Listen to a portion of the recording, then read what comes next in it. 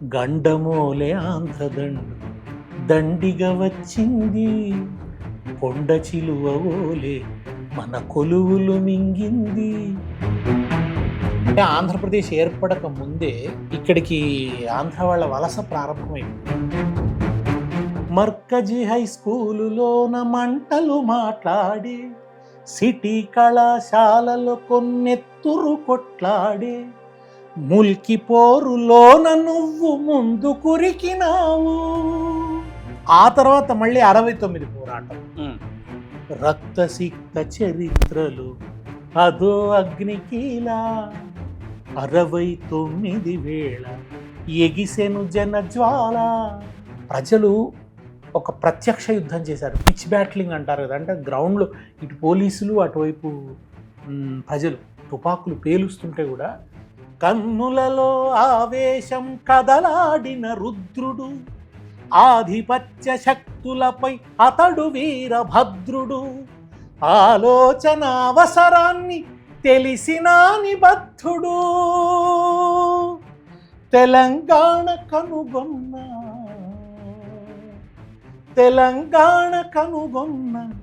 అతడు మరో బుద్ధుడు.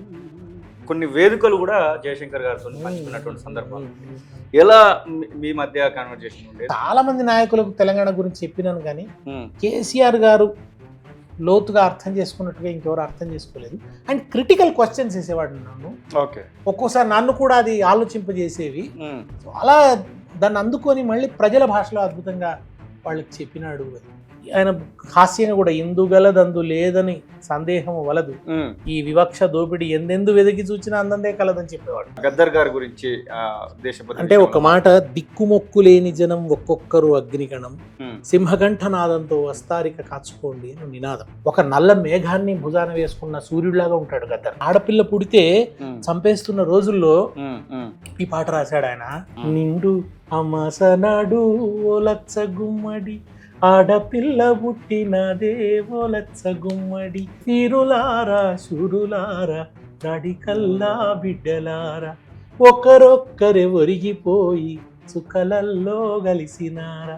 సామ్రాజ్యవాదాన్ని ఎట్లా చెప్పాలి? అడుగడుగో అడుగో చూడు అమెరికోడో వస్తుండు, జపాను జర్మనీ తోడు అమెరికోడో వస్తుండు, బాంబూల సంచులతోని బందూకులు లోడు చేసి తల్లి భారతీయదల మీద పాదాలు మోపిండు చూడు. జీవితం అంతా ఒకే ఎజెండాతో జీవించిన వ్యక్తి జయశంకర్. ఆ ఒక్క ఎజెండా తెలంగాణ. పెద్ది సుదర్శన్ రెడ్డి భావజాలము, తెలంగాణ ఉద్యమము మీతో ఉన్నటువంటి సాన్నిధ్యం. నిజానికి ఈ దశలో ఆయన అస్తమించడం, మరణించడం అనేది చాలా దుఃఖకారణం. ఎందుకంటే చిన్న వయసులో చనిపోయాడు. నాకంటే చిన్నవాడు. నేను 57, ఆయన 53. ఇలాంటి ముగ్గురు మళ్ళొక జన్మ ఉంటది తెలంగాణకు. ముగ్గురిని కలిపిన సూత్రం తెలంగాణ ఉద్యమం. ఆగస్టు 6 తెలంగాణ చరిత్రలో ఒక ముఖ్యమైన రోజుగా చెప్పుకోవచ్చు. ఎస్, ఎందుకంటున్నానంటే అదే ఆగస్టు రోజున ప్రొఫెసర్ జయశంకర్ జననించిన రోజు. అదే ఆగస్టు రోజున తెలంగాణ ప్రజా యుద్ధ నౌకగా చెప్తున్నటువంటి గద్దర్ భౌతికంగా మన నుంచి దూరమైన రోజు. అదే 6వ తారీఖున బీఆర్ఎస్ పార్టీలో కీలకంగా పనిచేసినటువంటి దివంగత మాజీ ఎమ్మెల్యే, వరంగల్ జిల్లా బీఆర్ఎస్ పార్టీ అప్పుడు అధ్యక్షుడు, మాజీ ఎమ్మెల్యే అయినటువంటి పెద్ది సుదర్శన్ రెడ్డి జన్మించిన రోజు కూడా అదే రోజు. ఎస్, ముగ్గురు కూడా తెలంగాణ ఉద్యమంలో కీలకమైనటువంటి వ్యక్తులుగా పనిచేస్తున్నారు. ఈ ముగ్గురికి దగ్గరగా ఉన్నటువంటి ఎమ్మెల్సీ దేశపతి శ్రీనివాస్ గారితో మనం ఉన్నాం. సార్ నమస్తే. ముగ్గురు గురించి మనం మాట్లాడుకోబోతా ఉన్నాం. ఒకరు ప్రొఫెసర్ జయశంకర్, మరొకరు గద్దర్, మరొకరు పెద్ది సుదర్శన్ రెడ్డి. జయశంకర్ గారితో అయితే మీరు కలిసి చాలా వేదికలు కూడా పంచుకున్నటువంటి సందర్భాలు ఉంటాయి. ప్రొఫెసర్ జయశంకర్ గారి గురించి మాట్లాడాలంటే అసలు వారి జననం రేపు. అంటే నాకు జయశంకర్ గారి గురించి ఆలోచించినప్పుడల్లా ఏమనిపిస్తుంది అంటే, తెలంగాణ తల్లి తన కోసం తాను నియమించుకున్న అడ్వకేట్ జయశంకర్ సార్. ఓకే, తెలంగాణకు జరుగుతున్న అన్యాయాల్ని జీవితమంతా ఏకరువు పెడుతూ పోయింది ఆయన. కనుక తెలంగాణ తల్లి తరఫున నిరంతరం వాదించిన అడ్వకేట్ ఆయన. ఓకే, ఆ తల్లి నియమించుకుందేమో అనిపిస్తుంది. ఆయన 3 పోరాటాలకు కర్మసాక్షి. ఎస్. మొట్టమొదటిది 1952లో జరిగిన ముల్కీ పోరాటం. ఆ ముల్కీ పోరాటంలో ఉద్విగ్న భాగస్వామి జయశంకర్ సార్. ఆ రోజు మర్కజీ హై స్కూల్లో ఒక మీటింగ్ జరిగింది వరంగల్లో. అక్కడ విద్యా సంస్థల్లో తెలంగాణ వాళ్ళకు జరుగుతున్న అన్యాయం, అంటే అడ్మిషన్ల విషయంలో విద్యార్థులకు జరుగుతున్న అన్యాయం గురించి, ఉద్యోగాల్లో జరుగుతున్న అన్యాయం గురించి మాట్లాడుకున్నారు. అంటే ఆంధ్రప్రదేశ్ ఏర్పడక ముందే ఇక్కడికి ఆంధ్ర వాళ్ళ వలస ప్రారంభమైపోయింది. నిజాం పరిపాలన కాలం నుంచే ఉంది. ఎస్. గండమోలే ఆంధ్రదండు దండిగా వచ్చింది, కొండ చిలువోలే మన కొలువులు మింగింది, మర్కజీ హై స్కూలులోన మంటలు మాట్లాడే, సిటీ కళాశాలలో కొన్నెత్తురు కొట్లాడే, ముల్కి పోరులోన నువ్వు ముందు కురికినావు, గైరు ముల్కి గోబ్యాక్ అని గొంతు విప్పినావు, నిదురపోని రాతిరివై నిప్పులు చెరిగావు, తెలంగాణ చెరువు తీరు మన జయశంకరు సారు, అలుగుదుంకి పారు పదునైన మాట జోరు. కనుక ఆ 1952లో గైర్ ముల్కీ గోబ్యాక్ అనేది నినాదం. ఓకే. స్థానికేతరులారా వెనక్కి వెళ్ళిపోండి అనేది. ఆయన ఆ ఉద్యమంలో భాగంగా సిటీ కళాశాల హైదరాబాద్కు రావాలి. వస్తూ ఉంటే మధ్యలో భువనగిరి దగ్గర బస్ ఫెయిల్ అయ్యి అందుకోలేకపోయినాడు ఆయన. ఓకే. ఆ సిటీ కళాశాల సభ మీద కాల్పులు జరిగినాయి. అంటే తమకు రాజ్యాంగబద్ధంగా సంక్రమించవలసిన న్యాయమైన హక్కుల కోసం ఈ భూమిని నెత్తురుతో తడిపిన చరిత్ర తెలంగాణ ప్రజలది. అవును. నెత్తురు ధారపోస్తే తప్ప రాజ్యాంగం అందించిన ఆ సమాన ప్రాతినిధ్యం అనే హక్కు తెలంగాణ వాళ్ళకి రాలేదు. ఆ తర్వాత మళ్ళీ 69 పోరాటం, రక్తసిక్త చరిత్రలు అదో అగ్నికీలా, 69 వేళ ఎగిసెను జనజ్వాల, కన్నులలో ఆవేశం కదలాడిన రుద్రుడు, ఆధిపత్య శక్తులపై అతడు వీరభద్రుడు, ఆలోచన అవసరాన్ని తెలిసిన నిబద్ధుడు, తెలంగాణ కనుగొన్న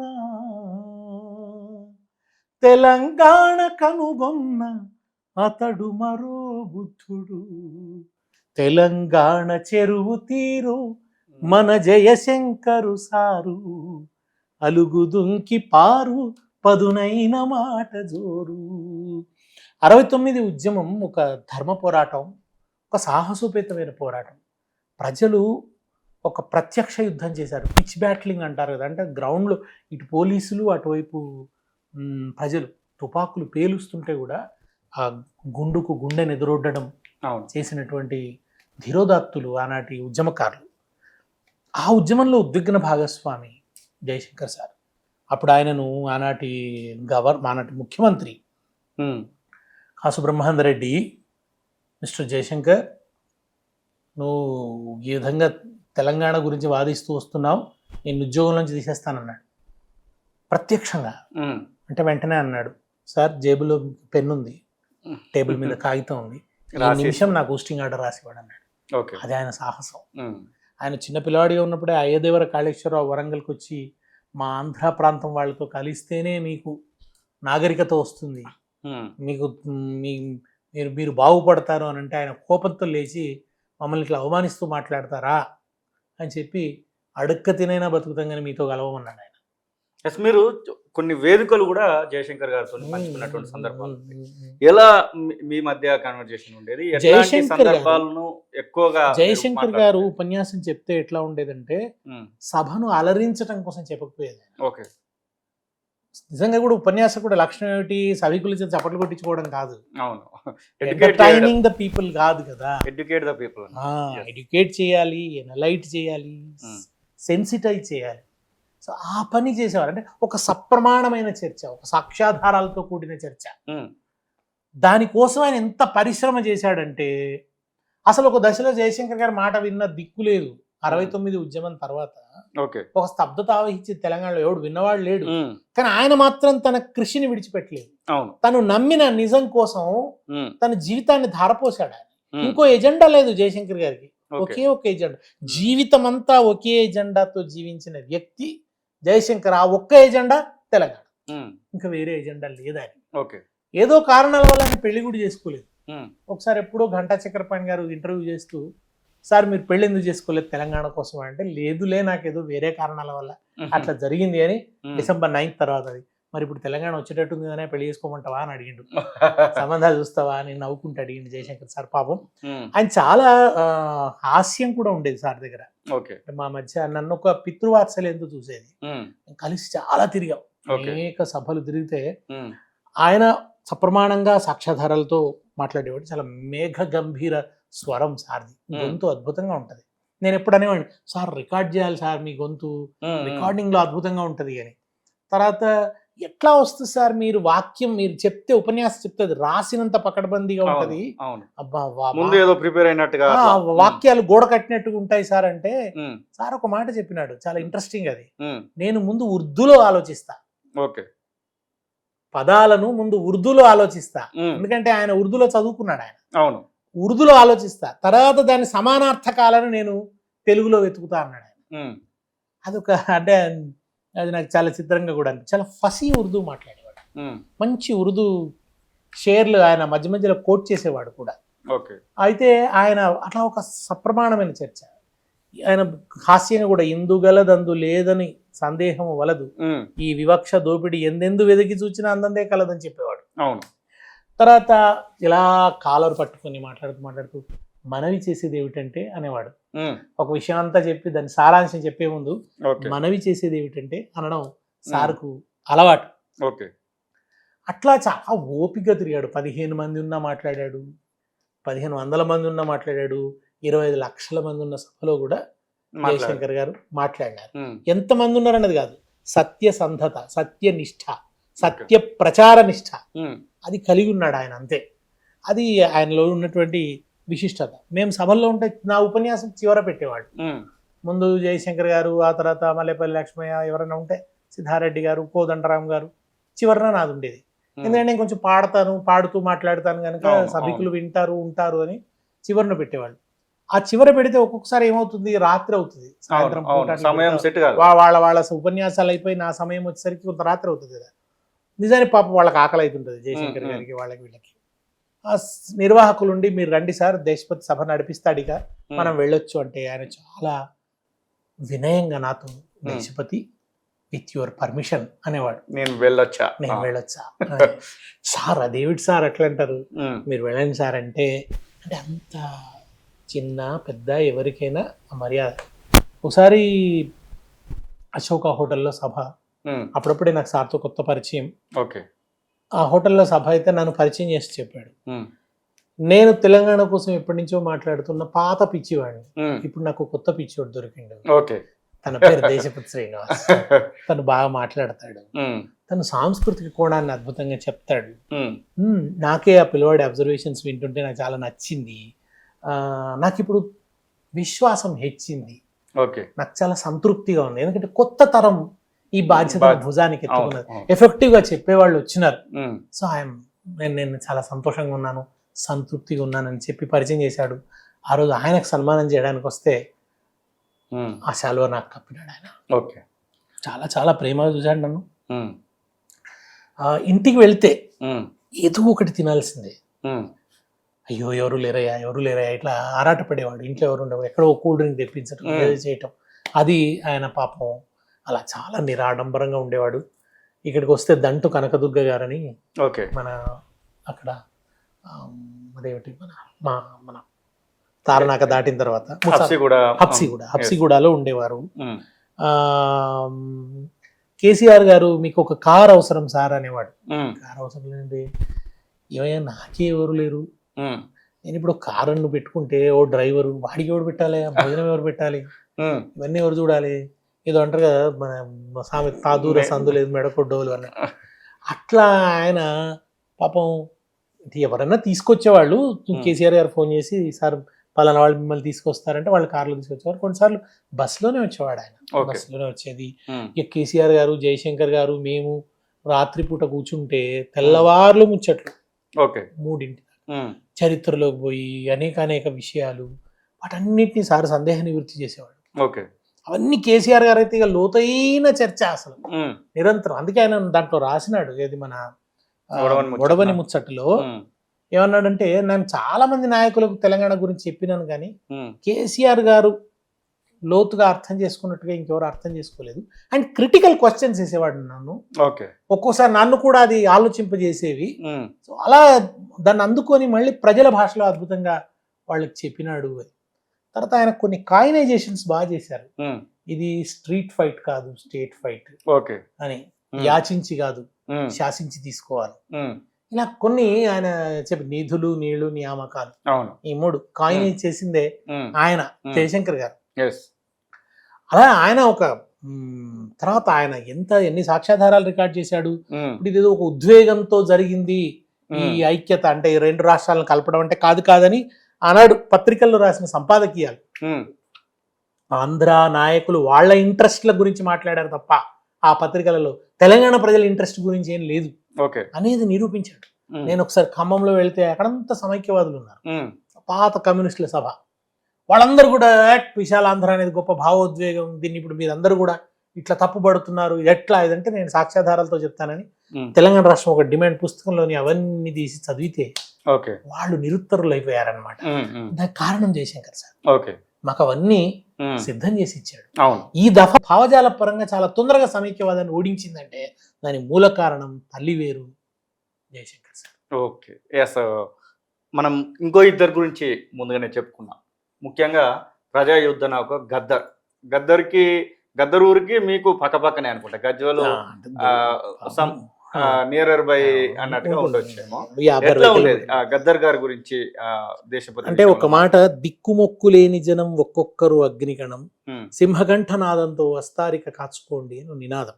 ఓకే. దిక్కుమొక్కు లేని జనం సింహకంఠ నాదమైన వాడు గద్దర్. ఆ దిక్కుమొక్కు లేని జనం నిజంగా ఒకటై గర్జిస్తే అది గద్దర్ పాట. ఓకే. ఆయన గద్దర్ పోయిన తర్వాత అట్టడుగు వర్గాల ప్రజల రాజకీయాలు చెప్పేవాళ్ళు లేరు అనిపిస్తుంది. అవును. రాజకీయాలంటే కొందరు రాజకీయాలే ఉన్నాయి. ఇప్పుడు భగవంతుడే అన్ని సమస్యలు తీరుస్తాడన్నది ఒక భావజాలం. అవును. జగమేలే పరమాత్మ, నీవు మన ఎవరితో మొరలిడుదు అని చెప్పి ఏదో త్యాగయ్య అంటాడు కదా.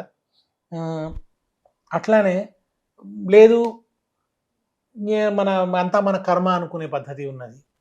సినిమా పాట ఉంది ఇంకో పక్కన, అది ఏం చేస్తుంది, జస్ట్ మనలో జంతువాంఛలు ప్రేరేపించి డబ్బులు చేసుకుంటుంది. ఇవేవి కాకుండా ఒక సామాన్యుని చేతిలో ఒక ఆయుధాన్ని పెట్టినట్టుగా వాడి రాజకీయాలు చెప్పి సకల సంపదలు గల్ల దేశమున దరిద్రం ఎట్లుందో నాయన అనే ఒక మౌలికమైన ప్రశ్న.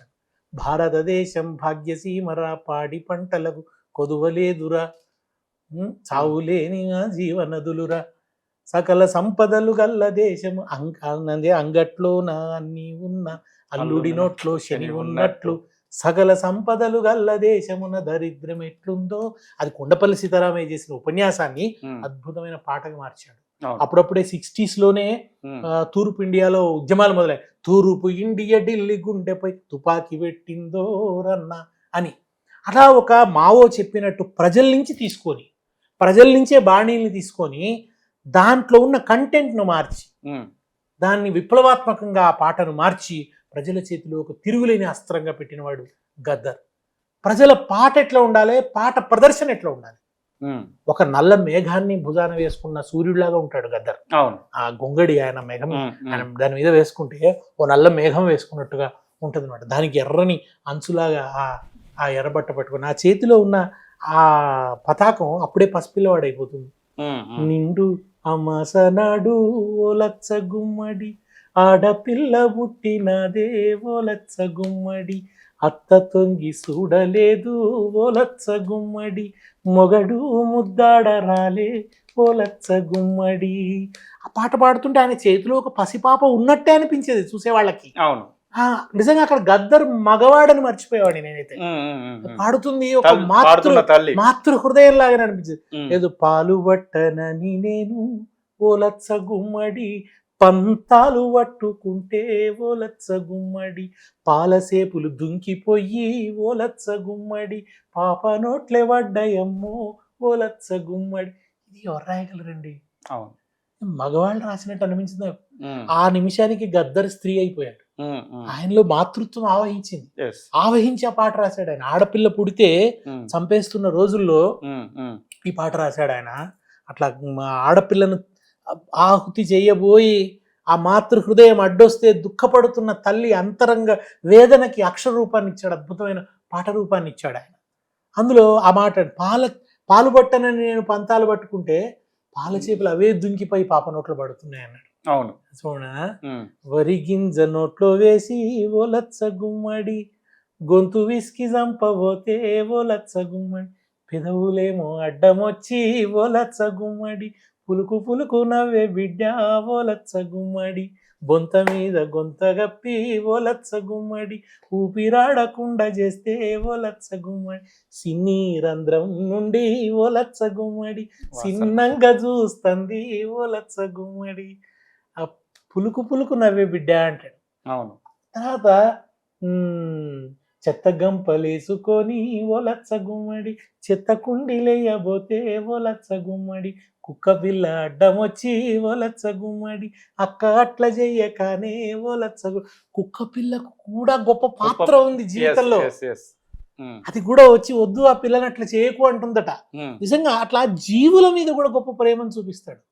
మీకు అదేంది, వీరులారా శూరులారా నడికల్లా బిడ్డలారా, ఒకరొక్కరే ఒరిగిపోయి చుక్కలల్లో కలిసినారా, మీరు ఏ దిక్కు లేనొల్లకు మా బిడ్డలు, మీరు దిక్కు చూపే సుఖాలయ్యిండ్రా నా బిడ్డలు.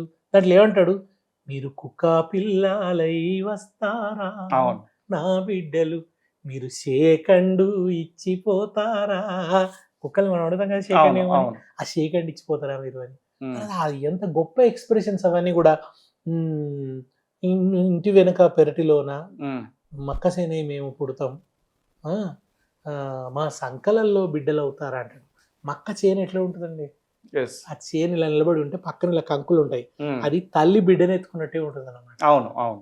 దాంతో పోలుస్తాడు. ఉమ్, ఏం ఉపమానం అది అంటే! ఇవన్నీ కూడా జీవితపు లోతుల్లోంచి తీసుకొచ్చినటువంటి రూపకాలు, జీవితపు లోతుల్లోంచి తీసుకొచ్చినటువంటి ఉపమానాలు అవి. అందుకని ఆ మన ఎద్దోలే వెనుకకు ఒక్కొక్క అడుగేసి, నాట్లేసేటప్పుడు ఎద్దులాగా వెనుకకు నాట్లేసి నాట్లేసి లచ్చుమమ్మో లచ్చుమమ్మ, నీ నడుము గూలిపాయ్ లచ్చుమమ్మో లచ్చుమమ్మ.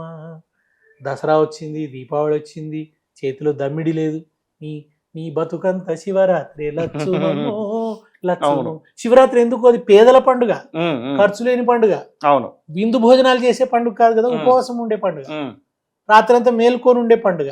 కనుక నీ బతుకంతా శివరాత్రి అన్నాడు, వేరే పండుగ లేవు నీకు. ఉమ్, ఇలా ఎంత అంటే ఆ సామాన్యుల జీవితాల్లోంచి ఒక జీతగాడిని తీసుకుపోయి కట్టేసి కొడితే ఆ జీతగాడి దుఃఖం ఏముంటుందో పాట కట్టాడు ఆయన. అవును. దొరొల్లా జీతగాడ అని ఉంటుంది కదా, ఉమ్, అయ్య చేసిన అప్పు కిందికి దొరొల్లా జీతగాడ, 5 ఏళ్ళకి జీతం ఉంటివా దొరొల్లా జీతగాడ. ఆ పాట ఆయన పాడుతుంటే కింద కూర్చొని నిజంగా అట్లా జీతం చేస్తున్న వాళ్ళు, కూలీనాలు చేసిన వాళ్ళు బలబల బల ఏడవటం చూసాను నేను. అవును. అవును. అంటే అంత సామాన్యుల్ని చేరినవాడు, సామాన్యుల పాట రాసినవాడు ఉమ్. ఇంకొకరు లేరు. తెలంగాణ ఉద్యమంలో గద్దరు అంటే మనం ఇక చెప్పుకోవాల్సినటువంటి అవసరమే లేదు. ఒక జైబోలో తెలంగాణ కానివ్వండి, ఒక అమరవీరులకు సంబంధించి కానివ్వండి, తను ధూమ్ధామ్దాన్లో పాడినటువంటి పాటలు కానివ్వండి, ఏదైనా కానీ ఉద్యమంలో గద్దర్ గారితో మీరు పంచుకున్నటువంటి అలా ఉద్యమ పాటల గురించి నాకు తెలిసినంత వరకు ఉమ్, నేనైతే అనుకుంటున్నాను, ఉమ్, తెలంగాణ భావజాలంతో మొట్టమొదటి పాట, ఉమ్, మలిదశ ఉద్యమానికి మొట్టమొదటి పాట రాసినవాడు గద్దర్. ఓకే. నా తల్లి తెలంగాణరా తిరగబడ్డ వీణరా అని పాట రాశాడు ఆయన. దాంట్లో తెలంగాణ చరిత్ర అంతా చెప్పుకొస్తాడు, ఎవరెవరు రాజులు పరిపాలించారు, Okay. ఏమిటి ఇవన్నీ కూడా ఉంటుందన్నమాట. దగా పడ్డన తెలంగాణము గుండె సప్పుడినుడో మాయన్నల్లారా అని ఉంటుంది ఒక పాట. Yes. దాంట్లో ఒక అద్భుతంగా చెప్తాడు ఒక చోట, తెలంగాణమున బడులే లేవు, ఉన్న బడులకు భవంతి లేదు, మన చెట్ల కింద పిల్లగాన్లు రా నీడ తిరిగినట్టు తిరుగుతుంటారు. నిజంగా మన చిన్నప్పుడు మనందరికి అనుభవం నిజమే కదా అది. ఏదో ఒక చెట్టు కింద క్లాసులు ఉండేవి, అవును. నీడెక్కడుంటే అక్కడ పోయి చెప్పుకోడు, ఉమ్. నీడ తిరిగినట్టు తిరుగుతుంటారు, పంతులు వస్తే పోరడు రాడు, పోరడు వస్తే పంతులు రారు, పోరడు పంతులు ఇద్దరు వస్తే రాయనీకి మా సారుగానికి సాకు పీసు లేదో నాయన. బడుల దుస్థితి ఎట్లా ఉందన్నది ఆయన అద్భుతంగా ఆ పాటలో చెప్తాడు. అట్లాగే పడుతూ లేస్తూ ప్రమోషన్ ఇస్తే ఏదో ప్రమోషన్ ఇచ్చిన వెంటనే రిటైర్ అయ్యిండు అని. అంటే నిజంగా తెలంగాణ వాళ్ళకు ప్రమోషన్లు సరిగ్గా వచ్చేవి కావు. అవును. ఒకవేళ పొరపాటున వాడు వస్తే వాడి మీద సూపర్ న్యూమరీ పోస్ట్ పెట్టి మళ్ళీ ఒక ఆంధ్రాయను పెత్తనంగా పెట్టేవాడు. ఇవన్నీ కూడా అలవోకగా రాశాడు. దాని పాటలోకి అనువదించడం చాలా కష్టం, కానీ అది కూడా మళ్ళీ కామన్ మ్యాన్కి అర్థమయ్యేలాగా చాలా ప్రతిభావంతంగా, చాలా సృజనాత్మకంగా ఆయన రాశాడు. చాలా మంది రాస్తున్నారు, కానీ వాళ్ళు రాస్తే అది కామన్ మ్యాన్కు చాలాసార్లు ఎక్కదు. అవును. ఆ ఉపమానాలు కూడా అలా ఉండాలి. అట్లా ఆయన బ్రహ్మాండంగా దాన్ని రాసినాడు. ఆ తర్వాత అమ్మ తెలంగాణమా ఆకలికే కలగానమా, అమ్మ నీకు వందనాలమ్ము కమ్మని ప్రేమానిదమ్ము. ఎందరో పాటలు రాస్తారు, కానీ జనము ఎత్తుకోవటం ఎక్కువ గద్దర్ పాటని ఎత్తుకుంటారు. ఎందుకు? నోటికి సులభంగా పట్టుబడుతుంది. ఆయన విమర్శకులు తలలూపడానికి రాయలేదు పాటలు, అందరికి నోళ్ళలో తిరగడానికి, పండితులు మెచ్చుకోవడానికి రాయలేదు ఆయన. సామాన్యుడి నోటికి, ఆయన పర్పస్ఫుల్ సాంగ్ అది. చైతన్యం రావాలని రాసిన పాట తప్ప నా ప్రతిభ చూడండి అని రాసిన పాట కాదు అది. అట్లా ఇంకోటి గొప్ప సంస్కారం నేను గద్దర్లో చూసింది, మా గాయకుల్లో చాలా మంది తాము రాసిన పాటలే పాడతారు తప్ప ఇంకోటి రాసినవి వాడరు. కానీ గద్దర్ అలా పాడేవాడు. ఊరు మనదిరా ఈ వాడ మనదిరా, అది ఎవరు రాసిండ్రు? గుడంజేరి. అది గద్దర్ అన్న పాడేవాడు.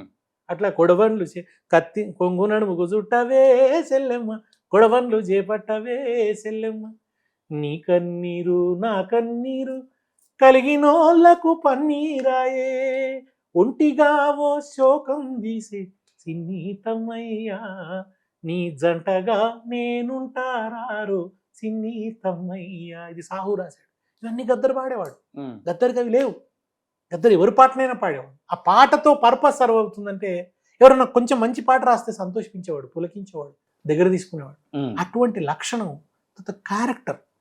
చాలా మందిలో అనేక వీక్నెస్లు చూస్తాం మనం, ఉమెనైజింగ్, అటువంటి లేవు. అటువంటి ఎందుకంటే పబ్లిక్ లైఫ్ లో ఉన్నవాడు అటువంటి ఒక నిగ్రహాన్ని పాటించిన తర్వాత ఒక అండర్ గ్రౌండ్ జీవితం గడిపాడు, ఆదివాసుల మధ్య గడిపాడు. అక్కడ చూసి జుంబకు జుంబకు జుంబకు బాల జుంబకు జుంబకు ఆ పాట ఉంది కదా, అడవి తల్లికి దట్టాలు ఓమా, అది ఆయన ఆదిలాబాద్ అడవులలో గడిపినప్పుడు రాశాడు ఆ పాటని. అమ్మ మాయమ్మ తల్లి మాయమ్మ జాలి దేవరా జంగు మాయమ్మ, జంగుబాయి గోండుల దేవత. అవును. అట్లా అందుకని వాళ్ళ దేవతలు గోండుల జీవితాన్ని కూడా పాటల్లోకి తీసుకొచ్చినాడు ఆయన. ఇట్లా ఆయన మన అమ్మ తెలంగాణ మా పాటలో కూడా అసలు ఎన్ని అద్భుతమైన వ్యక్తీకరణలు ఉంటాయి దాంట్లో. అంటే గద్దరు అంటే అదొక అంటే పాటని ఒక చోట విరవటం పాట, అక్కడ ఒక్కసారి విరిచితే ఒక భావనలా తీసుకొచ్చి విరిచి దానికి సంబంధించిన ముక్తాయింపు ఉంటుంది అనమాట, మెరుపు లాంటి వాక్యం అనమాట, దాని సారం లాగా వచ్చేది. ఒక మనం ఇప్పుడైతే పంచ్ అంటుంటాం, అది అలా వచ్చేసరికి గగురుపాటు వచ్చేది, వింటున్న వాళ్ళకు ఒక జలధరింపు వచ్చేది. అట్లా ఆయన ప్రదర్శన కళని కూడా అద్భుతంగా అభివృద్ధి చేసినాడు ఆయన. అందుకని ఇప్పుడు అదే ఎండి బంగారం దండిగా ఉన్నా అని ఒక్కసారి అక్కడ ఆపి బోడి మెడతో గొల్లు నేడిసినది అంటే ఆ దుఃఖం అనేది మనకి ఇంకెక్కువ పరాకాష్ఠకు చేరుకుంటుంది అనమాట. ఆ గ్యాప్ తీసుకోవటంలో వచ్చేది ఆ మాటని స్ట్రెస్ఫుల్ గా, అంటే దాన్ని మరింత ప్రాధాన్యతనిచ్చి మన హృదయం పలకం మీద రాసినట్టుగా ఆయన పాటను పాడుతాడు. అది ఆయన సృష్టించినటువంటి ఒక అద్భుతమైన, ఆయన మొత్తం భారతదేశంలోనే మావోయిస్ట్ భావజాల పాటకు ఆయన ఆద్యుడు, ఆయనే ఐకాన్, ఆయనే ఐకాన్, ప్రపంచంలోనే ఐకాన్. వరల్డ్ లోనే గద్దర్ అనేవాడు ఒక పెద్ద ఇది. ఆ తర్వాత మళ్ళా దాంట్లో కుమిరెల్లి మల్లన్నను చూడు కొండ సోరికెల్లో జాగుండు అంటాడు. నాకు జాక్కున్నాడు అంటే లోపల ఉన్నాడు ఎక్స్ప్రెషన్, అది కామన్ మ్యాన్ ఎక్స్ప్రెషన్.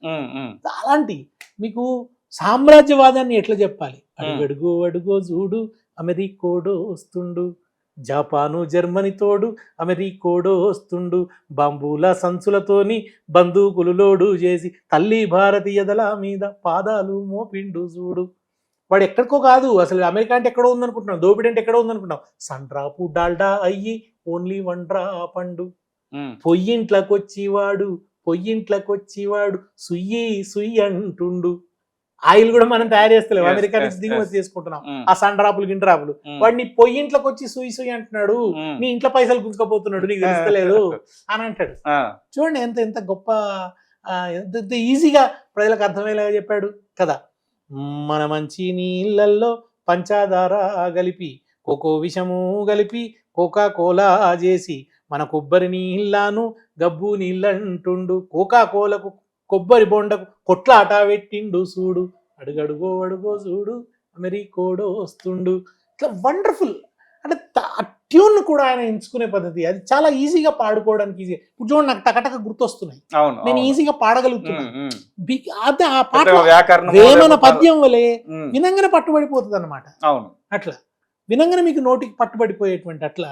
అందుకని ఇవాళ మీరు అంటే ఇప్పుడు కొత్త తరానికి అంతగా తెలియకపోవచ్చు కానీ కొంచెం వెనక్కి పోతే మాత్రం అసలు గద్దర్ పాట ఏదో ఒకటి నోటికి రాని తెలంగాణ గ్రామీణుడు ఉండనే ఉండడు. అంత గ్రామీణుల స్థాయికి పోయినవాడు, గ్రామీణుల చేత పాట కట్టే లక్షణాన్ని కూడా పెంచాడు ఆయన. పాట కట్టే లక్షణం తెలంగాణ వాళ్ళలో ఉంది, కానీ దాన్ని ఉద్యమ పాట కట్టే ఒక లక్షణాన్ని గద్దరు పెంచి పెద్ద చేశాడు మన తెలంగాణలో. అది గొప్ప గ్రేట్ కాంట్రిబ్యూషన్. ఎవరినైనా ప్రశ్నించవచ్చనే ధైర్యాన్ని కూడా ఇచ్చాడు. ఎందుకని అమ్మో బాబోయ్ చెనరేడ్డొచ్చిండు అని చెన్నారెడ్డి మీద పాడేవాడు. తెలుసుకో తెలుసుకో తమ్మి చంద్రబాబు చరిత సుమ్మి అని పాడుతుంటే అరే ఎవరినైనా మనం ఇట్లా అనొచ్చా అనే ధైర్యం తెలంగాణ ప్రజలకు ఇచ్చినవాడు గద్దర్. దొరల గుండెలు అదరగొట్టాడు, భూస్వాముల గుండెలు అదరగొట్టాడు, జీతగాడులను శక్తిమంతులుగా మార్చాడు, తెలంగాణలో భూకంపాన్ని సృష్టించాడు. ఓకే, పర్సనల్ గా మాట్లాడుకుంటే ఇప్పుడు జయశంకర్ అయినా గద్దర్ అయినా ఒక వేదిక పైన ఉన్నటువంటి సందర్భాలు ఉంటాయి. వీళ్ళిద్దరూ పక్కపక్కన ఉన్నప్పుడు వాళ్ళ మధ్యలో కన్వర్జేషన్ మీరు చూసినావో, లేకపోతే ఇద్దరు ఇప్పుడు భౌతికంగా కొంత భిన్నమైన మార్గాలను ఎంచుకున్నారు. భిన్నమైన మార్గాలను ఎంచుకున్నారు జయశంకర్ గారు. కేసీఆర్ గారి నాయకత్వంలో తెలంగాణ సాకారం అవుతుందని నమ్మారు. ఆ విషయంలో గద్దరికి కొంత భిన్నాభిప్రాయాలు ఉండేవి. భిన్నాభిప్రాయాలు ఉన్న ఇద్దరి మధ్య పరస్పర గౌరవం ఉంది, ఒకరి పట్ల ఒకరికి ఫైనల్ డెస్టినేషన్ అందరికి తెలంగాణ గౌరవాభిమానాలని తెలంగాణ రాష్ట్రం రావాలన్నదే కోరిక కనుక వాళ్ళ మధ్య ఎప్పుడు కూడా కన్ఫ్రంటేషన్ లేదు, కన్వర్జేషన్ ఉంది తప్ప కన్ఫ్రంటేషన్ లేదు. ఎప్పుడు కూడా వాళ్ళ మధ్య అటువంటిది నేను ఎప్పుడు చూడలేదు. గద్దరు ఆయన పాట ఆయన కాంట్రిబ్యూషన్ మీద జయశంకర్ గారు కూడా చాలా గౌరవభావాన్ని కలిగి ఉండేవారు. ఈయన కూడా పెద్ద మనుషుల ముందు మాట్లాడాలి, వాళ్ళు మాట్లాడాక మనం పాడదాం సభలలో ఎప్పుడన్నా ఎదురైనప్పుడు కూడా ఇగో ఇప్పుడు పెద్ద మనిషి మన జయశంకర్ సార్ చెప్తాడు, ఆయన తర్వాత మనం పాడదాం అని. అట్లా ఎట్లా ప్రోత్సహించేవారు? ఇప్పుడు తోటి కళాకారులను ప్రోత్సహించే విషయంలో గద్దర్ గురించి మాట్లాడుకుంటే, అంటే మీరు కూడా ఒక కళాకారుడిగా, ఒక ఉపాధ్యాయుడిగా, ఒక తెలంగాణ ఉద్యమకారుడిగా అన్ని రకాలుగా చూసినటువంటి వాళ్ళు, కళాకారులను ప్రోత్సహించే అసలు మీరు అప్పుడు జననాట్య మండలి ప్రదర్శనలలో కూడా చూస్తే కూడా అలా పల్లవి తను అందించి మిగతా వాళ్ళకి పాట వదిలి వెళ్ళేవాడు. వాళ్ళని పాడమని వీడియోలలో కనబడతా ఉంటాయి, వాళ్ళని పాడమనేవాడు. ఎక్కడికో చోట తన అవసరమైనప్పుడు మళ్ళీ ఒకటి వచ్చి ఒక ఇది అనేవాడు. కనుక ప్రదర్శనను సామూహికం చేశాడు, వైయుక్తికం చేయలేదు. నేను ఒక్కడినే ప్రదర్శనకారుడిగా సామూహికం చేశాడు, సంస్థాగతం చేశాడు, వ్యవస్థీకృతం చేశాడు కదా. అదే కదా ఆయన కాంట్రిబ్యూషన్. జననాట్య మండలి లాంటి సంస్థని స్థాపించి పెంచి పెద్దగా చేసిన వాడు కదా. అనేక మంది రాయడానికి ఆ రాసిన వాళ్ళందరినీ దాంట్లో కలుపుకున్నాడు, వాళ్ళందరినీ గుర్తు చేసుకునేవాడు. అమర రచయితల్ని, అమరుల పాటలు పాడేవాడిగా గద్దర్ అంటే తెలంగాణ ప్రజల గొప్ప అభిమానం, గొప్ప గౌరవం. తర్వాత మాలాంటి వాళ్ళని కూడా ఏదైనా పాడుతూ ఒక మాట అంటే ఆహా అనేవాడు. ఒక మంచి ఏదైనా ఇమేజ్ దాంట్లో పడింది అనుకోండి, ఒక ప్రాణం లాంటి వాక్యం ఒకటి వచ్చింది అనుకోండి, ఆహా అనేవాడు. మీరు చాలా చూడండి, ఇప్పుడు చాలా వీడియోలలో, ధూమ్ధామ్ వీడియోలలో వేరే గాయకులు పాడుతుంటే వెనక ఉన్న గద్దర్ పొంగిపోవటం కనిపిస్తుంది, అబ్బా అని అంటాడు. అది చాలా గొప్ప లక్షణం ఆయనకి. ఉమ్, ఆ లక్షణం ఆయన ఎప్పుడు ఉన్నది. మామూలు కోరస్ ఇచ్చేవాడు, ఉమ్. పక్కన నిలబడి కోరస్ ఇచ్చేవాడు. అవును. చాలా మంది గాయకులకు తాము కోరస్ పాడొద్దేమో అనుకుంటారు, ఉమ్, ఉమ్, కానీ ఆయన పక్కన నిలబడి కోరస్ ఇచ్చే ఆ సంస్కారం కూడా గద్దర్లో ఉంది. కనుక ఆయనకు చిన్న పెద్ద అసలు అంతరాలు లేని సమాజం కోసమే ఆయన కొట్లాట నాయన. అవును. కనుక ఈ అంతరాలు ఇంకా ఆయన ఎందుకు పెట్టుకుంటాడు, ఉమ్. అది అందుకని. ఎస్, మొన్న మన మధ్య నుంచి భౌతికంగా దూరమైనటువంటి పెద్ది సుదర్శన్ రెడ్డి పాత్ర కూడా తెలంగాణ ఉద్యమంలో ఎంత ఉంది అంటే చెప్పుకోవాల్సిన అవసరం లేదు. ఒక వరంగల్లో జరిగినటువంటి భారీ బహిరంగ సభ, దాదాపు 15-20 లక్షల మంది అటెండ్ అయినట్టుగా మనం అయితే లెక్కలలో చెప్పుకుంటా ఉంటాం. 2011-12 బహుశా జరిగి ఉండొచ్చు అది. సింహగర్జన సభ ఏదో పేరుతోని అప్పుడు అప్పుడు టీఆర్ఎస్ పార్టీ పెట్టినటువంటి. దాంతో పాటుగా పెద్ది సుదర్శన్ రెడ్డి భావజాలము, తెలంగాణ ఉద్యమము, మీతో ఉన్నటువంటి సాన్నిధ్యం అంటే సుదర్శన్ రెడ్డి ఒక మామూలు రైతు బిడ్డ. ఆయన అవును. 2 ఎకరాల పొలం ఉన్న ఉమ్, నల్లబెల్లిలో ఒక రైతు అవును. బిడ్డ. ఆయన చాలా చిన్న వయసులోనే చదువు ఆపేయాల్సి వచ్చింది. ఆ తర్వాత ఆయన రాజకీయాల వైపు వచ్చాడు. ఉమ్, రాజకీయాల వైపు వచ్చినప్పుడు నరసంపేట ప్రాంతంలో చాలా అంటే ఎట్లా అంటే ఒక ప్రత్యక్ష యుద్ధం లాంటి సంఘర్షణలు ఉన్నాయి. ఉమ్, మధ్యకాయల ఓంకార్ అక్కడ కమ్యూనిస్ట్ నాయకుడు, అవును. ఈయన కాంగ్రెస్ పక్షాన ఉన్నాడు. ఉమ్, సో ఆల్మోస్ట్ అది ఎట్లా అంటే భౌతిక దాడులు జరుగుతున్నాయి అన్నమాట. ఓకే. చంపుకుంటున్నారు, కొట్టుకుంటున్నారు. ఉమ్, ఆ దశలో రంగప్రవేశం చేసి ధైర్యంగా నిలబడ్డాడు ఆయన. ఉమ్, తెలంగాణ ఉద్యమం రాగానే ఆయన బియ్యాల జనార్దన్ రావు గారి ప్రేరణతో ఉమ్, బీఆర్ఎస్ లోకి వచ్చినాడు. ఆయన ఓకే. బీఆర్ఎస్ లోకి పెద్ది సుదర్శన్ రెడ్డిని తీసుకొచ్చింది బిఆర్ రవీందర్ రావు గారు, బియ్యాల జనార్దన్ రావు గారు. ఇప్పుడున్న సారీ రవీందర్ రావు గారిని సుదర్శన్ రెడ్డి తీసుకొచ్చాడు. ఉమ్, మన బియ్యాల జనార్దన్ రావు గారు సుదర్శన్ రెడ్డిని తీసుకొచ్చినారు. ఓకే. తీసుకొచ్చి ఆయన జాయిన్ అయినారు. జాయిన్ అయిన తర్వాత ఎంత కమిట్మెంట్తో పనిచేసినాడంటే ఉమ్, ఆయన దగ్గర 4 పైసలు లేకున్నా, నిజానికి అంత పెద్ద డబ్బులు ఉన్నవాడు కాదు అసలు, అవును. తన జీవితాన్ని తను గడుపుకోవడమే కష్టం ఉమ్, అనే స్థితిలో ఉన్న సుదర్శన్ రెడ్డి జిల్లా ఉద్యమ బాధ్యతనంతా ఆయన ఎత్తుకున్నాడు. అవును. ఎత్తుకొని చాలా కాలం పాటు ఆయనే అధ్యక్షుడిగా ఉన్నాడు. ఉమ్, బీఆర్ఎస్ అప్పుడు టీఆర్ఎస్ జిల్లా అధ్యక్షుడిగా ఉన్నాడు. మనిషిని కూడగట్టినాడు. అనేక సభలు నన్ను నిదిపినాడు. ఉమ్, నల్లబెల్లి కావచ్చు, నరసంపేట కావచ్చు, నెల్లి కుదురు కావచ్చు, ఉమ్, నెక్కొండ కావచ్చు, అన్ని చోట్ల నన్ను తీసుకుపోయి ఆయన సభలు పెట్టి మాట్లాడించాడు. నేను మొన్న ఎప్పుడు కలిస్తే ఒక చోట పరకాల్లో కలిస్తే ఉమ్, నేను అప్పుడు చెప్పిన ఉపన్యాసంలోని విషయాలు నాకు గుర్తు చేస్తున్నాడు. ఓకే. ఇట్లా ఓకే. చెప్పేవాళ్ళు, మీరు ఇట్లా చెప్పేవాళ్ళు ఉమ్, అని చెప్పి నేను కనబడగానే ఇలా ఆలమించుకొని భుజం మీద దేశపతి సార్ అని అనేవాడు అనమాట. అట్లా ఒక ప్రేమగా ఉమ్, ఉమ్, నేను నవ్వుకుంటా అనేవాడిని. ఉమ్, పెద్ది చేసే పనులు ఏమంటారు, పెద్దిరిక్కం అంటారు అవును. అనేది. అవును. అనగానే హాయిగా ఉమ్, నవ్వేది. ఒక దశలో వరంగల్లో 4 ఎమ్మెల్యేలు వెళ్ళిపోయారు మన బీఆర్ఎస్ నుంచి, టీఆర్ఎస్ నుంచి. అవును. లక్ష్మారెడ్డి, మందాడి సత్యనారాయణ రెడ్డి, ఉమ్, శారారాణి, దుగ్గ్యాల శ్రీనివాసరావు, ఉమ్, వీళ్ళు గెలిచి ఆ తర్వాత రాజశేఖర రెడ్డి వైపు వెళ్ళిపోయారు. అవును. అది పెద్ద క్రైసిస్ ఉద్యమం. ఉమ్, ఆ సమయంలో నిటారుగా నిలబడ్డాడు. ఉమ్, అసలు పార్టీని కంచు కోటలాగా కాపాడాడు సుదర్శన్ రెడ్డి. ఉమ్, దానికి ఆయన ఆత్మబలమే, ఆర్థిక బలం లేదు, ఉమ్, ఉమ్, ఉమ్, ఆత్మబలంతో నిలబడ్డాడు అంతే. అవును. అవును. దానివల్ల క్యాడర్కు ఒక ఇన్స్పిరేషన్ కదా. ఉమ్, నాయకుడు అట్లా నిలబడితే క్యాడర్కి ఇన్స్పిరేషన్. పైన కేసీఆర్ ఒక పని చెప్తే అది చూచి రమ్మంటే కాల్చి వచ్చినట్టు ఉండాలనే స్వభావం ఉమ్, సుదర్శన్ రెడ్డిది. దానికోసం నానా తాపత్రయపడేవాడు. ఉమ్, అది ఎట్లనన్నా సక్సెస్ కావాలి. ఉద్యమంలో అనేక ఒడిదుడుకులు, కింద పడ్డా మీద పడ్డా మళ్ళీ ధైర్యం తెచ్చుకొని మళ్ళీ నిలబెట్టాలి. 2009 ఎలక్షన్లో ఓటమి వచ్చింది, మళ్ళీ నిలబెట్టాలనే ఆ ప్రయత్నం కానీ ఇవన్నీ కూడా చాలా సీరియస్గా చేశాడు సుదర్శన్ రెడ్డి. అందుకనే మనిషిని కలిశాడు ఉద్యమ క్రమంలో. ఆయన ఉమ్, అక్కడ వరంగల్ జిల్లాలో ఉన్న ప్రతి మనిషిని ముట్టుకున్నాడు ఒకసారి ఇట్లా. అవును. అందుకనే అంత అటాచ్మెంట్. ఉమ్, మొన్న మొన్న వచ్చారంటే 30-40 వేల మంది వచ్చినారంటే yes. నర్సంపేటలో. ఉమ్, అంత వ్యక్తితో ఒక అనుబంధం పెరిగింది ఆయన ఉమ్, ఉద్యమ సందర్భంలో. తర్వాత ఆయనకున్న బలం ఇంతకుముందు చెప్పినట్టు ఆత్మీయతనే, ఉమ్, మనుషుల్ని ఆత్మీయతతో సొంతం చేసుకున్నాడు. ఓకే. 4 రూపాయలు ఇచ్చి కాదు, ఉమ్, ఉమ్, కొనుక్కున్న ప్రేమ కాదు అది. yes. అట్లా ఆత్మ హక్కున చేర్చుకొని తెచ్చుకున్న ప్రేమ అది. కనుక అందుకని మీరు చూడండి, అనేక మంది మహిళలు దుఃఖిస్తున్నారు ఉమ్, ఆయన పోతుంటే రోడ్ల మీద నిలబడి. అవును. అనేక మంది మహిళలు ఏడవటం చూసినాం.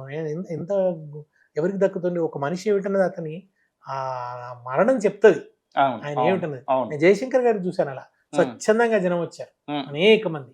వరంగల్ నిండిపోయింది అంత జనంతో. మొన్న నర్సంపేట అంతా నిండిపోయింది. ఒక సాధారణ రాజకీయ నాయకుడికి అంత స్పందన ఉండదు. ఉమ్, ఆయన ఉద్యమకారుడు కూడా కావటం, ప్రజలకు అంత సన్నిహితంగా ఉండడం, సంక్షోభ సమయాల్లో పార్టీ నిలబెట్టాడు. తర్వాత పాపం 2014లో ఆయన గెలవలేదు. అవును. గెలవకపోతే కూడా చాలా దుఃఖపడ్డాడు. అసలు నాది పరాజితుల ప్రపంచం, నేను ఎక్కువ అటువైపు ఉంటాను. నేను ఊరికే మాట్లాడేవాడిని, తనకి ఫోన్ చేస్తే ఆ దుఃఖాన్ని అంతా పంచుకునేవాడు ఎప్పుడు కూడా. మిగతా అందరూ సంతోషాల్లో సంరంభాల్లో పదవులు వచ్చి ఇది వచ్చి అధికారం వచ్చి పనులలో వాళ్ళు ఉన్నారు. ఇక్కడ ఓడిపోయి అవమాన భారంతో ఉన్నారు. నిరంజన్ రెడ్డి గారు ఒకరు, ఈయనొకరు 2014 ఎలక్షన్స్ లో ఓడిపోయారు. ఉద్యమకారులు చాలా సీనియర్ నాయకులు అయ్యుండి అప్పుడు పాపం ఆయన నేను నాతో నిరంతరం కూడా ఆ దుఃఖాన్ని పంచుకున్నాడు ఆయన. తర్వాత మళ్ళీ నర్సంపేట అభివృద్ధిలో ఆయన ముద్ర చాలా గొప్పది. ముఖ్యంగా దేవాదులకు పాకాల చెరువుకు, నన్ను పాకాల చెరువు తీసుకుపోయి చూపించాడు ఫస్ట్ ఉద్యమ కాలంలోనే. పాకాల చెరువుతో లింక్ చేశాడు కదా, చాలా పెద్ద విషయం అది. నర్సంపేట సాగునీటి కష్టాలను తీర్చి గొలుసుకట్టు చెరువులు మొత్తం అక్కడే ఉంటాయి అన్నట్టుగా చెప్తా ఉంటారు. దేవాదులకు లింక్ చేశారు. గోదావరితో పాకాల చెరువు కాకతీయులు తవ్విన పాకాల చెరువును గోదావరితో అనుసంధానం అయిపోయి నీళ్ళకి కరువు లేకుండా చేసినాడు. రోడ్లు మంచిగా చేసినాడు. తర్వాత మన అక్కడ మెడికల్ కాలేజ్ వచ్చింది నర్సంపేట లాంటి ఒక రూరల్ ఏరియాలో, అక్కడ అది సాధించాడు. అలా చాలా చాలా గ్రామాన ఆయన చేసిన ఆ అభివృద్ధి గుర్తులు ఉన్నాయి. గొప్ప ముద్ర వేశాడు నర్సంపేట. సరే, ఓటమి గెలుపు అనేవి జరుగుతుంటాయి. స్వతహాగా తను కళాభిమాని అని చెప్తా ఉంటారు. నేను కొంతమంది కళాకారులతో చూశాను. తర్వాత తను కూడా పాటలు రికార్డింగ్ అవుతా ఉంటే దానిలో కూర్చొని వింటున్నటువంటి సందర్భాలు కూడా ఉన్నాయి. మీరు స్వతహాగా ఒక కళాకారుడిగా ఉన్నారు కాబట్టి మీ నుంచి తను ఎప్పుడైనా ఎక్స్పెక్ట్ చేశాడు అంటే ఏదైనా పాటలైనా ఏదైనా మార్పులు చేర్పులైనా పాడమని అడిగేవాడు ఎప్పుడన్నా కూర్చున్నప్పుడు. కథనాన శత్రువుల కుత్తుకలనవలీల ఉత్తరించిన బలోన్మత్తులేలిన భూమి వీరులకు మొగసాలరా తెలంగాణ ఈ పాట పాడాలి సార్, తప్పకుండా పాడాలి, మీరు అక్కడ పాడాలి అనేవాడు అన్నమాట. ఈ పాట చేయాలి. ఈ మధ్యనేమో రైతు బంధు గోవింద అని నేను అంటే అది తమాషా ఉంది, అది మీరు చాలా చోట్ల అది పాడాలని మీరు నా దగ్గరికి వచ్చినప్పుడు అని అనేవాడు. పాపం మొన్న ఓడిపోయిన తర్వాత కూడా మళ్ళీ చురుకున్నాడు ఆయన. ఆయనేం వెనక్కి తగ్గలేదు, చురుకుగా ఉన్నాడు. పౌర సరఫరాల శాఖలో జరిగే అవినీతి కానీ, ఆ బంక్ బెడ్స్ సంబంధించిన అవినీతి, వీటన్నిటి విషయంలో కూడా చాలా కాంట్రిబ్యూషన్ ఉంది ఆయనది. మనిషి చాలా ఇట్లా నడిచేవాడు, ఇట్లా నిటారుగా నిలబడడం, ఏం సార్ అట్లా ఒక ఆ ధోరణి ఉండేది. నేను అక్కడే రాశాను, మనిషిని చూస్తే రామప్ప విగ్రహం వల్ల నల్లగా, పాకాల చెరువు వల్ల చల్లగా. అట్లాంటి హృదయం ఏమో పాకాల చెరువు వల్ల చల్లగా, రూపమేమో రామప్ప విగ్రహం వల్ల నల్లగాని. అట్లా పాపం ఆయన చాలా గొప్ప ముద్ర వేశాడు.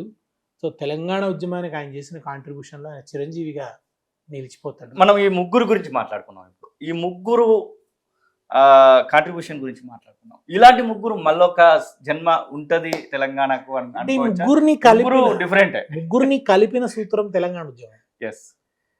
ముగ్గురు ఉద్యమాల నుంచి వచ్చిన వాళ్ళు ఉద్యమ వాహికలుగా పనిచేసిన వాళ్ళు. ఒక ఆయన భావజాలానికి కంఠస్వరమైన ప్రాణవాయువుని అందించి, ఈయన పాటకు ప్రాణవాయువు అయిన వాడు గద్దర్, ప్రజల పాటకు ప్రాణవాయువు అయిన వాడు గద్దర్. ఒక నూతన చైతన్యాన్ని, అంటే కాలి దుమ్ము కంట్లబడ్డట్టు అంటారు, కింది మనుషులు చేసిన తిరుగుబాటు. యముని మహిషపు లోహ గంటలు మబ్బు చాటున కణేల్మన్నవి అంటాడు. అంటే యముడి ఆ మహిషం కూడా తిరుగుబాటు చేస్తోంది అనమాట పైన కూర్చుంటే. ఇంద్రదేవుని మదపుటేనుగు ఘింకరిస్తూ ముందు కురికింది అన్నట్టు అట్లాంటి మనుషులు తిరగబడడాన్ని గద్దర్ సృష్టించాడు. ఒక పెను విప్లవాన్ని సృష్టించాడు తన పాటలతో. తర్వాత సుదర్శన్ రెడ్డి క్షేత్రస్థాయిలో పనిచేసిన ఒక నాయకుడు. క్షేత్రస్థాయిలో ప్రజల్ని ఎట్లా సమీకరించాలి, ఒక కార్యక్రమాన్ని ఎట్లా విజయవంతం చేయాలి, దానికోసం ఎట్లా తన రక్తమాంసాలని వెచ్చించాలి. మీరన్న మహాగర్జన విజయవంతం చేయడానికి సుదర్శన్ రెడ్డి చాలా తాపత్రయపడ్డాడు, చాలా కష్టపడ్డాడు ఆ ప్రజల్ని సమీకరించడం. ఇవన్నీ కూడా నిజానికి ఈ దశలో ఆయన అస్తమించడం, మరణించడం అనేది చాలా దుఃఖ కారణం. ఎందుకంటే చిన్న వయసులో చనిపోయాడు, నాకంటే చిన్నవాడు. నేను 57, ఆయన 53. చాలా చిన్న వయసులో చనిపోయాడు. ఏదో చిన్న నిర్లక్ష్యం వాటి వల్ల ఆయన చనిపోయాడు. కొంత ఏదో ఒత్తిడికి కూడా గురైనట్టున్నాడు పాపం. అది నిజంగా కూడా గ్రేట్ లాస్. తెలంగాణ రాష్ట్ర సమితికి, భారత రాష్ట్ర సమితికి గ్రేట్ లాస్, పెద్ద నష్టం. సుదర్శన్ రెడ్డి లాంటి నాయకుడు లేకపోవడం అనేది. ఎప్పుడైనా ఎవరినైనా మళ్ళీ ఇలాంటి వాళ్ళు తయారవుతారా అని మీరు అడిగారు. ఉద్యమమే, ప్రజా ఉద్యమాలే వ్యక్తుల్ని మలుస్తాయి. ఒక చెప్పులు కుట్టుకునే గోర్కి మహారచయిత అయ్యాడంటే అక్టోబర్ విప్లవం కారణం, బోల్షివిక్ విప్లవం కారణం. ఆ విప్లవాలు లేకుండా మనుషులు వాళ్ళకు వాళ్ళుగా తయారు గారు. ఓ దేశపతి శ్రీనివాస్ అనే వాడికి ఓ సార్థకత ఏర్పడిందంటే తెలంగాణ ఉద్యమం కారణం. కనుక ఆ ఉద్యమం అనే కాంటెక్స్ట్ మనల్ని మన నడుపుతా చేత కొన్ని ఉంటది. పనులు చేయిస్తుంది, నడిపిస్తుంది. Yes. స్తబ్ద వాతావరణంలో ఎవరేమేం చేయలేము. ఓకే. కనుక ప్రజా ఉద్యమాలే వ్యక్తుల్ని ఉన్నతులుగా తీర్చిదిద్దాయి. దానికి నువ్వు ఎంత నిబద్ధతతో పనిచేస్తావు అన్నది అది నీ స్థాయిని నిలబెడుతుంది, నీ జీవితానికి సార్థకతలు ఇస్తుంది. అలా ముగ్గురు సార్థక జీవనులు ఓకే. వాళ్ళ జీవితాన్ని సార్థకం చేసుకున్నారు. ఉమ్. జయశంకర్ గారు అక్షర విప్లవంతో, గాన విప్లవంతో, ఈయన కార్య విప్లవంతో. Okay, thank you. ఎస్, ఇది దేశపతి శ్రీనివాస్ చెప్తున్నమాట. మొత్తం మీద తెలంగాణ రాష్ట్ర స్వరాష్ట్ర ఉద్యమానికి సంబంధించి ఒక ముగ్గురు యోధుల గురించి మనం ఇప్పుడు పూర్తిగా ఎంతో కొంత మాట్లాడుకునేటువంటి ప్రయత్నం అయితే చేశాం.